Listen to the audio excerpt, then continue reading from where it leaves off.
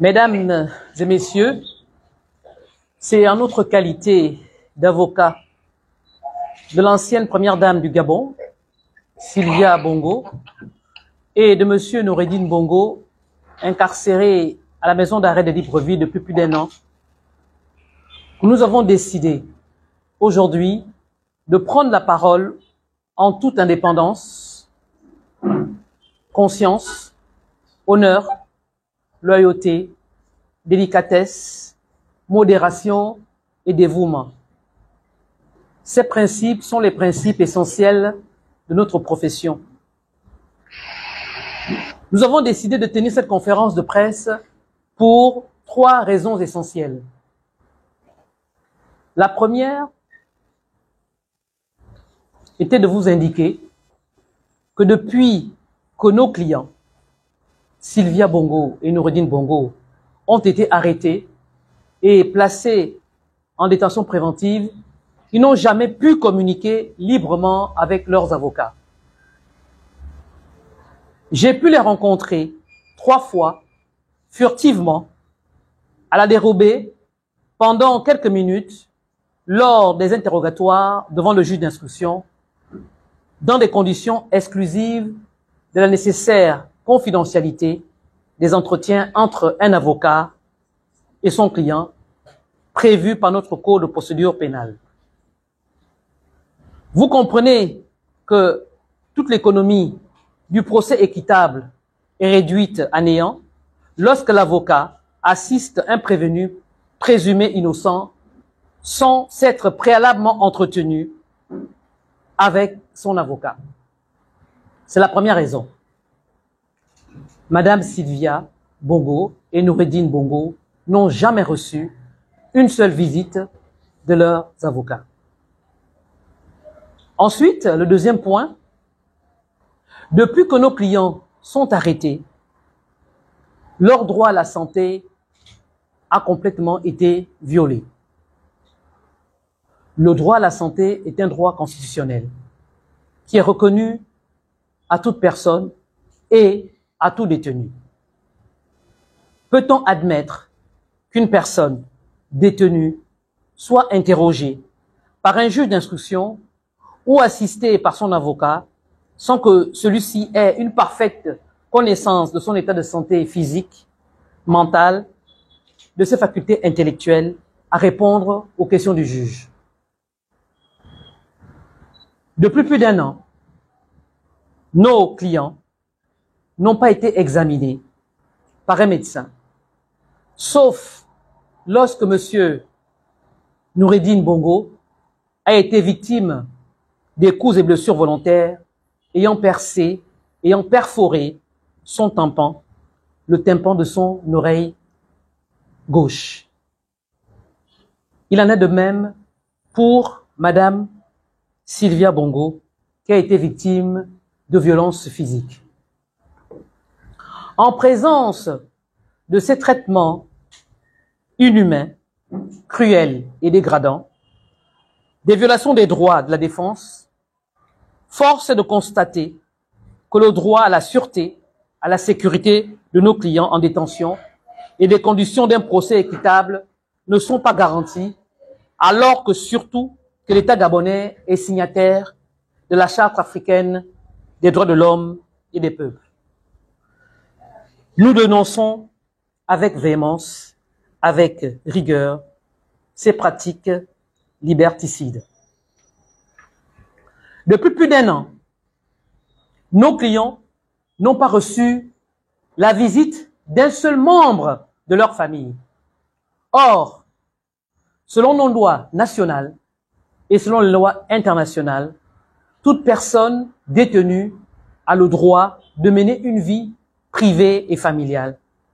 Cette vie privée et familiale consiste à recevoir sa famille en détention.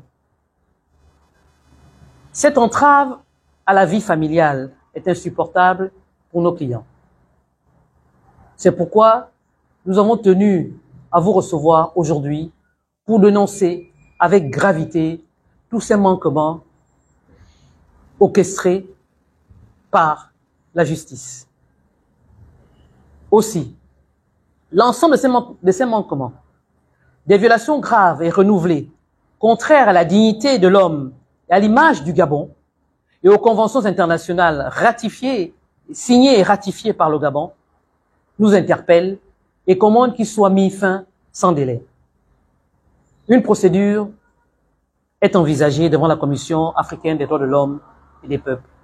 Je vous remercie et nous vous tenons à votre disposition pour toutes les questions qui vous intéresseront.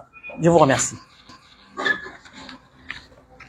Première question, maître. Votre intervention du jour intervient au lendemain de l'appel à la réconciliation nationale et à la clémence pour sa famille demandée par votre client Ali Bongo Ondimba. Est-ce que vous confirmez l'authenticité de cette lettre et qu'est-ce que vous avez à dire par rapport à cet appel? Je confirme l'authenticité de la lettre adressée au peuple gabonais par M. Ali Bongo Ondimba. Cette lettre a été écrite par M. Ali Bongo Ondimba. Cette lettre a été signée par M. Ali Bongo Ondimba devant moi. Cette lettre m'a été remise à main propre hier après-midi pour que je la publie dans la presse. Donc, je confirme son authenticité. Par rapport justement à ça, beaucoup s'intéressent sur le fait que le président a recruté un certain nombre de l'ancien président. Il a exprimé son retrait par rapport à la situation en pays. Mais sauf que beaucoup regrettent un peu le fait qu'il n'ait pas demandé pardon. Dans la lettre, aucun mot pardon n'est apparu. Aucun mot pardon, réconciliation nationale, regret, mais pas de pardon à l'endroit du peuple gabonais à qui cette lettre est destinée.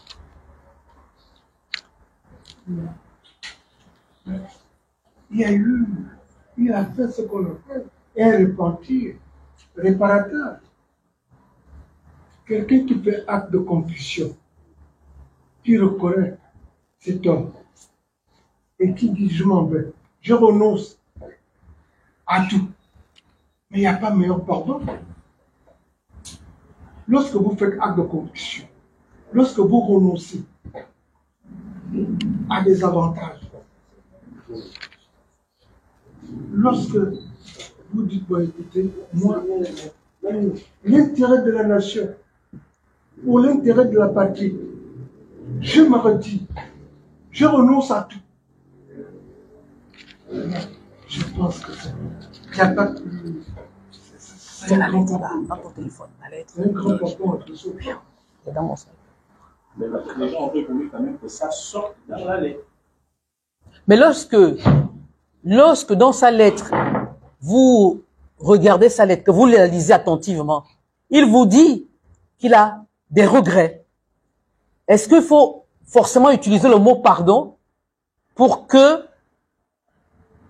les Gabonais ressentent que le président s'est amendé? Lorsque vous dites qu'il a des regrets de n'avoir pas pu faire certaines choses pour les Gabonais, le mot regret veut dire pardon. Est-ce que c'est le mot qui vous aime, ce mot que vous vouliez voir dans sa lettre? C'est une lettre en réalité. Ce mot ne se dit pas par écrit, se dit verbalement. Et c'est raffiné de dire regret. Je crois que le mot regret est plus important que le mot pardon. Est-ce qu'il y a un lien entre cette lettre à travers laquelle M. Bongo fait son retrait ou manifeste son retrait de la scène politique et sa volonté de voir sa femme et son fils retrouver la liberté? Est-ce qu'il y a un lien entre les deux? Parce qu'on a l'impression que la lettre est motivée par le fait qu'il défend sa famille et il veut absolument, il condamne un peu, il dit qu'il ne voit pas ça. En fait, on a l'impression que... Est-ce que c'est une condition sournoise? Là-dessus, ce qu'on pourrait vous dire, puisque la conférence intervient dans la continuation de cette lettre, c'est une sorte de continuation de la lettre, il faudrait se dire que Madame Sylvia Bongo et Monsieur Noureddine Bongo sont détenus dans un contexte particulier, dans le contexte qui a suivi la chute du régime. Et donc, on comprend qu'après la longue durée de la famille Bongo au pouvoir que la fin du régime ait suscité une certaine émotion. Le président, l'ancien président de la République, M. Ali Bongo, écrit dans un contexte où, de façon implicite, il dit à l'ensemble des Gabonais, mais aussi à la classe politique gabonaise et aux dirigeants actuels, qu'il est nécessaire que l'on puisse revenir à la raison. Donc il faudrait bien que le temps de la passion et des émotions soit passé et qu'on revienne à la rationalité pour remettre les choses en perspective et pouvoir en tirer les bonnes conséquences. Le regard que pourrait porter quelqu'un comme moi qui vient de l'étranger sur la situation du Gabon et en particulier la situation de nos clients, Madame Sylvia Bongo et Monsieur Noureddine Bongo, le regard qu'on pourrait porter dessus, c'est celui d'une culpabilité insinuée. On insinue que nos clients sont coupables, alors que le droit voudrait qu'ils soient innocents parce qu'il y a la présomption d'innocence. Mais ici, de quelle culpabilité parle-t-on? Il s'agit d'une culpabilité du délit de patronyme. Il ne s'appellerait pas Bongo, certainement qu'il ne serait pas dans la situation dans laquelle il se trouve. Parce qu'il ne faut pas oublier que le président Omar Bongo, pour son cas, est resté à la tête de l'État du Gabon pendant 42 ans. Bien entendu qu'on pourrait, sans risque de se tromper, ou encore à tort ou à raison, soutenir que l'idéal démocratique, le rêve de l'idéal démocratique a pu être brisé dans ce pays. Mais toujours est-il qu'il n'y avait pas que cet idéal, il y avait beaucoup d'autres choses à côté. Donc, qu'est-ce qu'on peut retenir? Je voudrais vous parler d'un homme politique français qui a toujours retenu l'attention dans les milieux, à l'intérieur comme à l'extérieur. Il s'appelle Talleyrand. Talleyrand disait: quand je me regarde, je m'inquiète. Et quand je me compare, je me rassure. Le peuple gabonais se regardait du temps du président Bongo et se regarde peut-être encore aujourd'hui. N'est-il pas temps qu'il commence aussi à se comparer, à comparer son sort sous les différents régimes et les sorts des autres peuples à travers l'Afrique et à travers le monde? Il y a eu un président au Cambodge du nom de Pol Pot, un premier ministre, mais il cumulait les fonctions. Il est resté au pouvoir pendant 3 ans. À la fin de son mandat, il y avait eu près d'1,8 million morts du fait de sa politique. 20% de la population du Cambodge. 3 ans de pouvoir. Après 42 ans de pouvoir du président Omar Bongo au Gabon, est-ce que les Gabonais peuvent soutenir qu'ils auraient été traités à la même enseigne que les Cambodgiens? Lorsque vous prenez le cas particulier du président Ali Bongo en 100 ans, 14 ans, presque 13 ans au pouvoir. Il y a 1 an, le président Ali Bongo a cessé d'exercer ses fonctions, mais à la fin de son régime, on n'a pas vu des milliers de Gabonais sortir de prison de son fait. On n'a pas découvert des charniers à gauche et à droite. Et pourtant, sur ce même continent, en Afrique, il y a des gens qui font pire. Prenez le cas d'Hissène Habré au Tchad. 8 ans de pouvoir, 40 000 morts. 40 000 morts.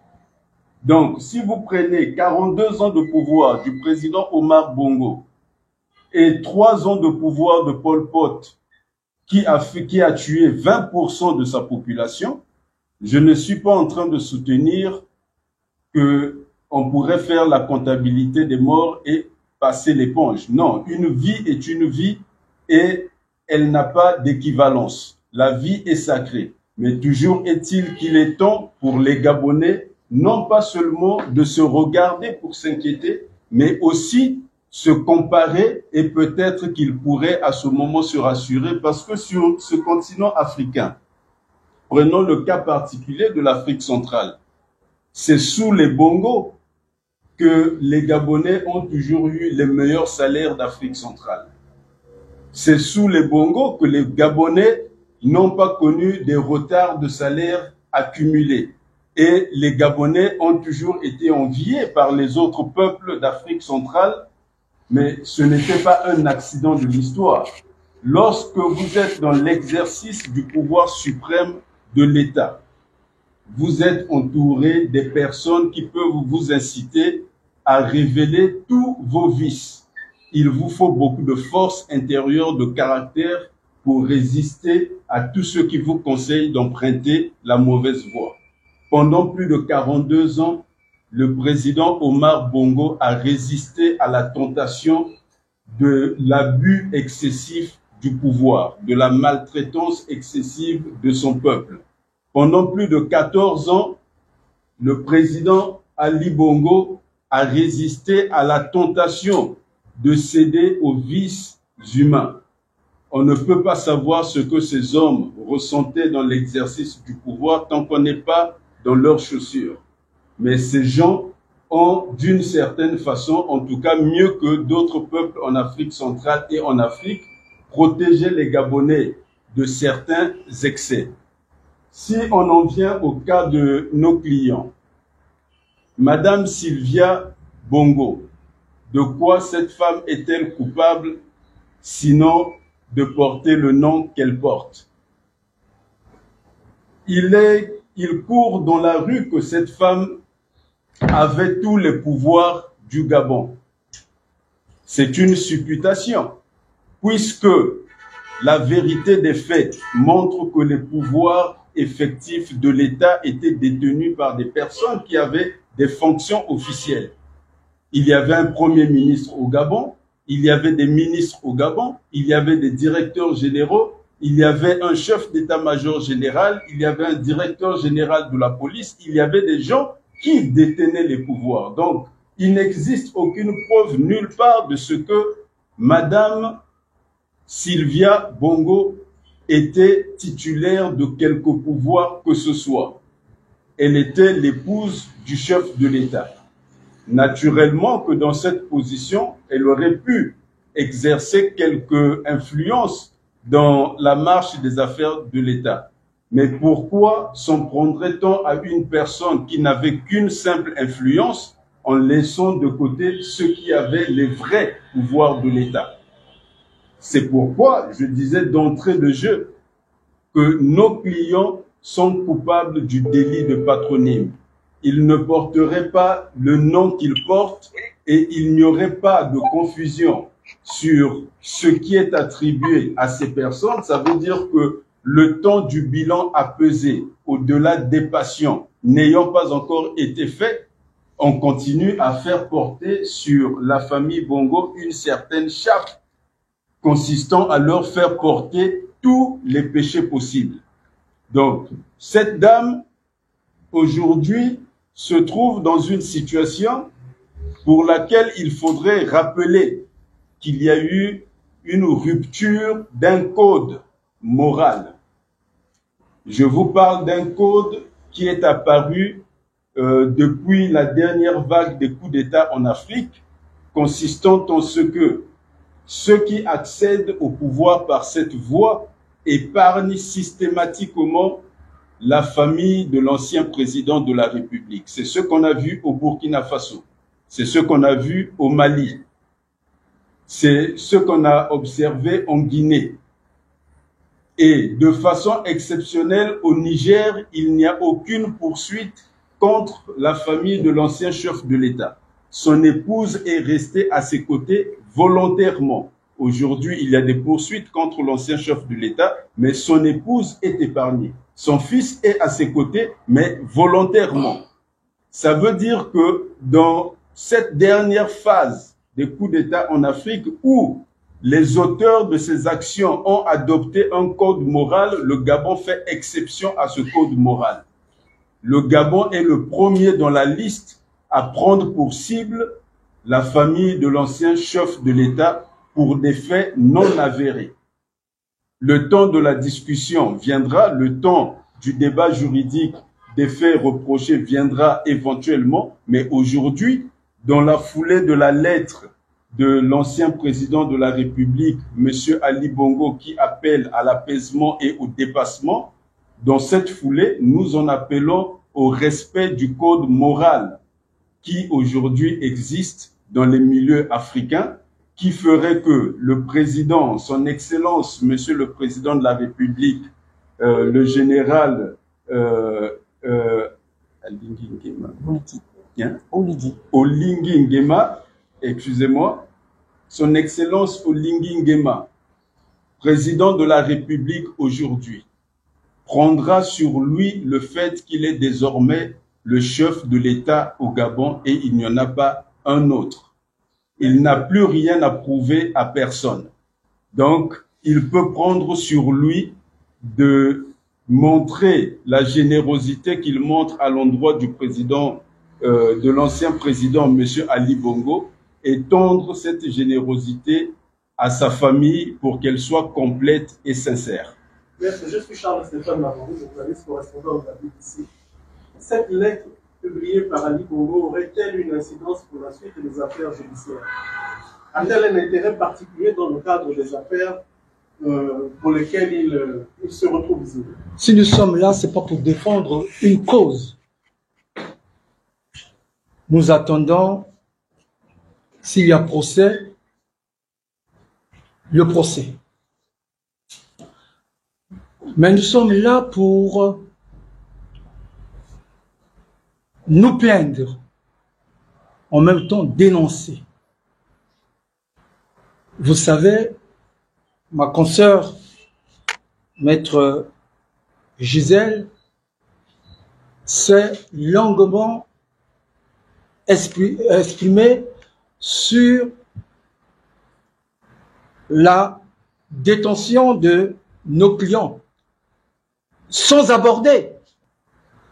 Parce que la loi, vous savez qu'il y a l'instruction, la loi nous interdit de violer le secret d'instruction, et également la loi, le règlement intérieur des avocats, en son article 96, nous interdit d'aller en profondeur. Si nous sommes là pour que vous tous, avec nous, nous posions certaines questions. Trouvez-vous normal? Maître Gisèle l'a dit. Que nos clients, détenus à la maison d'arrêt depuis presque une année, pas de visite médicale, pas de visite de leurs avocats, non pas du fait de leurs avocats, alors que le code de procédure pénale est clair là-dessus. Il suffit de recevoir, de demander, de se présenter devant le juge d'instruction et il vous donne un permis de visite. Une année. Une année. N'est-ce pas une sorte de torture? Nous n'abordons pas les faits. Vous demandez à ce que, par rapport à la lettre que le président de la République, je ne dirais pas ex-président de la République, il a toujours son titre de président de la République, même s'il ne l'exerce pas.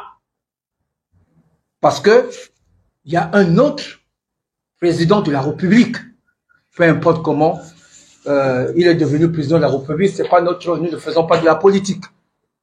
Nous ne faisons pas de la politique, nous attendons le moment venu, les élections, pour savoir qui est réellement le président de la République en droit. Je ne fais pas de la politique. En droit. Mais ce qui est intéressant pour chacun de vous, pour le peuple gabonais, enfin, votre président de la République Ali Bongo Ondimba, que vous applaudissiez à l'époque, vous tous, s'est exprimé. Vous voulez qu'il demande pardon, il va demander pardon. De quelle façon? Il s'est exprimé, il s'est adressé à son peuple pour dire qu'il ne s'intéresse plus à la politique. Ce qui sous-entend implicitement qu'il accepte que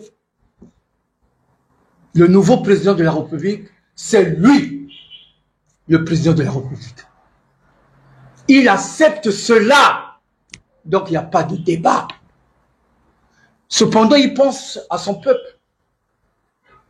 Il demande pardon. Il a dit, vous avez eu la lettre. À sa façon. Il demande pardon sans oublier également le bien qu'il a fait à son peuple.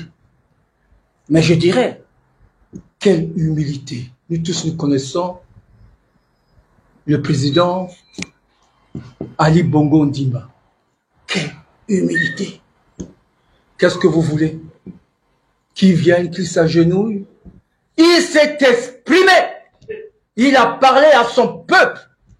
Et il a promis qu'il ne s'intéresse plus aux politiques. Et il demande pardon.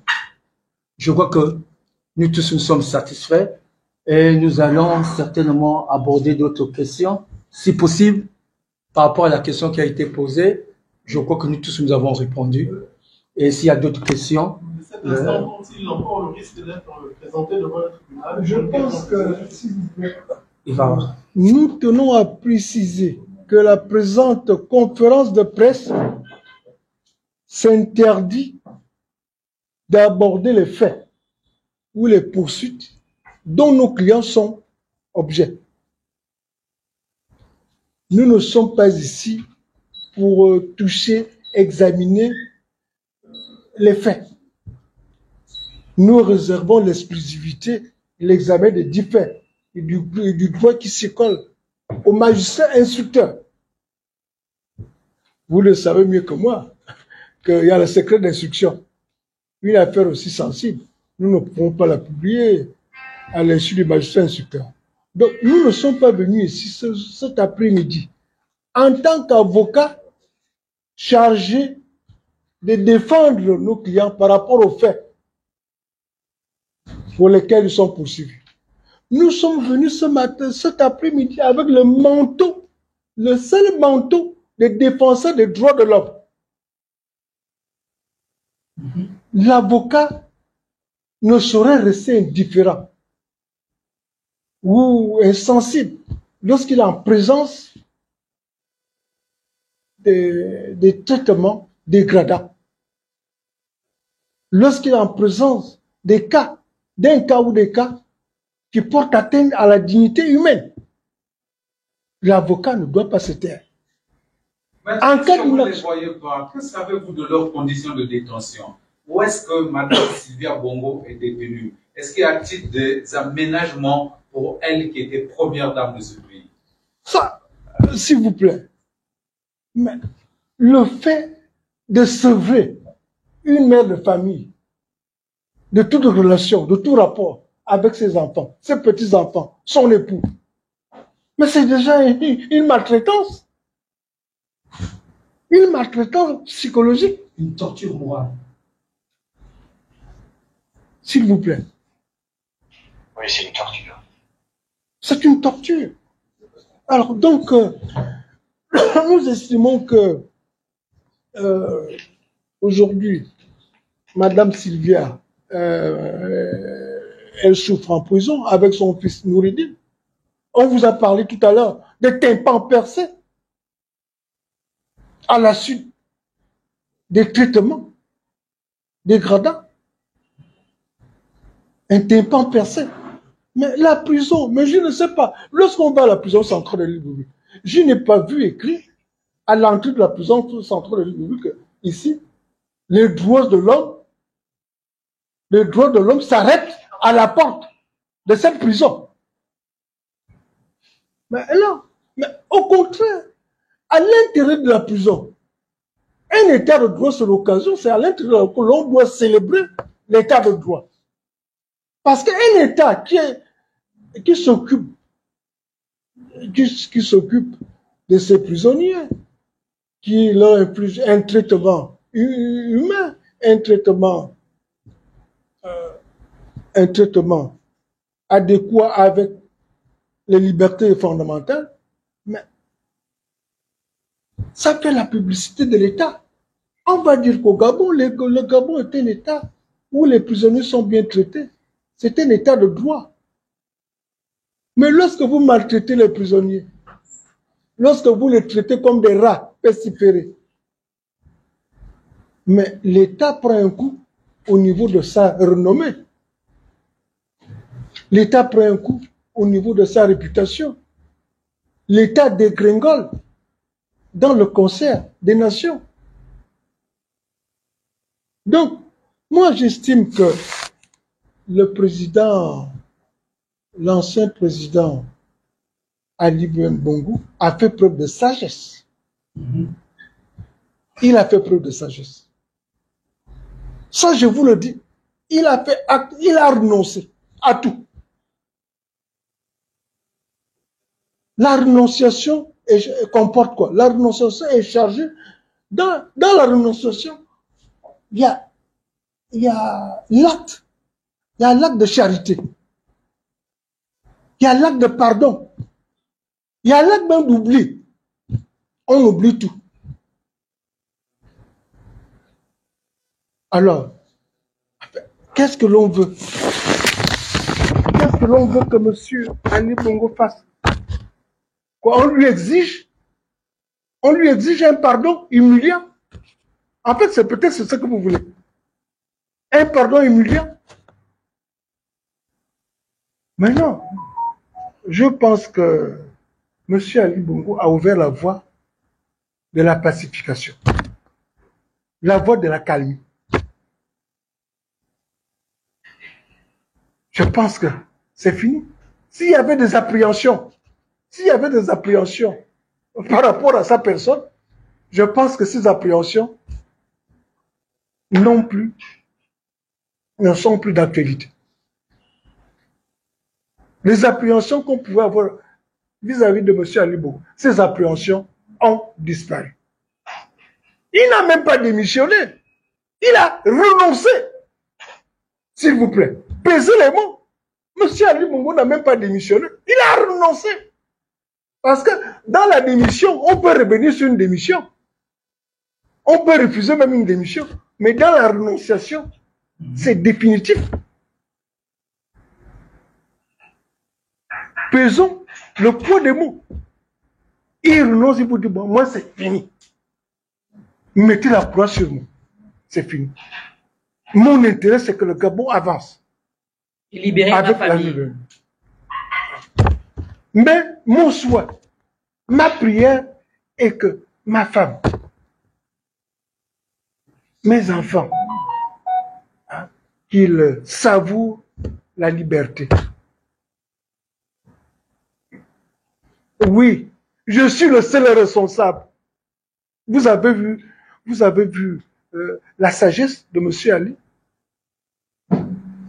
le courage de ce monsieur. Il dit non, je suis le seul responsable.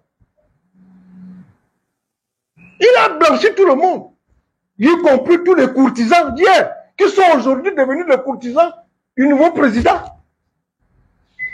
Il a dit, je suis le seul responsable, j'assume. Et je renonce. S'il vous plaît, qu'on lui accorde ce qu'il demande. Le droit à avoir une famille, une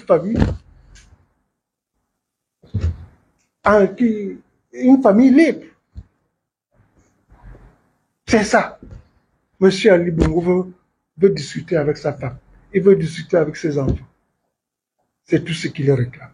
Il y en a qui disent que Maître Mumbembe à votre côté a longtemps plaidé pour certains anciens détenus d'une certaine époque qui réclamaient les mêmes choses, mais qui n'ont pas aussi obtenu les faveurs de l'époque. Il est important de rappeler, parce que j'ai vécu cette époque, je sais de qui vous voulez parler. Jamais, et je dis bien jamais, sous le règne d'Ali Bongo Ondimba, un détenu a été privé de voir son avocat. Jamais, sous le règne d'Ali Bongo, un détenu a été privé de voir son médecin. Jamais, sous le règne d'Ali Bongo, un détenu a été privé de manger ce qu'il voulait.